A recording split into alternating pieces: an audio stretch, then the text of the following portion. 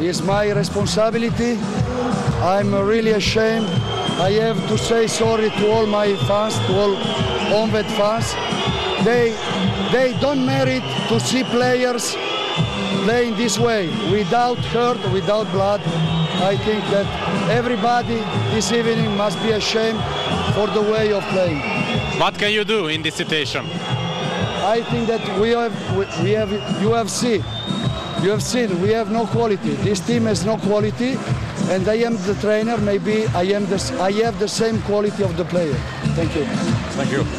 Szóval, összefoglalva Marco Rossi azt mondta, hogy rendkívüli módon szégyeli magát a mai teljesítményért, és nagyon sajnálja a szurkolókat. A Honvéd szurkolók nem érdemlik meg, hogy egy ilyen csapatot lássanak játszani, ahol nincs minőség, nem szívvel, lélekkel játszik a csapat, és amikor megkérdeztem, hogy mit tud tenni ilyen helyzetben, akkor azt mondta, hogy megint csak azt mondta, hogy nincs minőség a csapatban, de ő az edző, lehet, hogy ő is egy olyan minőségű edző, amilyen a csapata.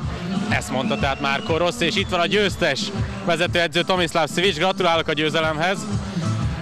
Amikor megláttam, hogy Nikházi Márk játszik a kiállítás után jobb hátvédet, alig hittem a szememnek, ehhez képest a meccs embere lett, és a másik húzás Batya is nyerőember volt.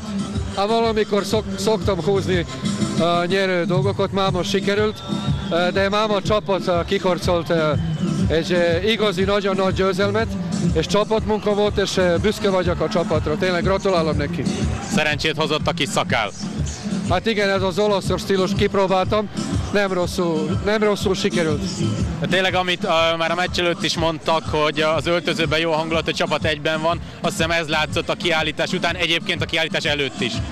Hát ezt szeretném megköszönni a Kassai Viktornak, azért, mert ha nem megtette ezt, akkor nem tudtunk ezt. Szóval most ezt is tudunk, hogy csapat nagyon egyben van, hogy van szellem, és hogy ez a csapat még sokra többre is képes lesz, ahogy múlik az idő.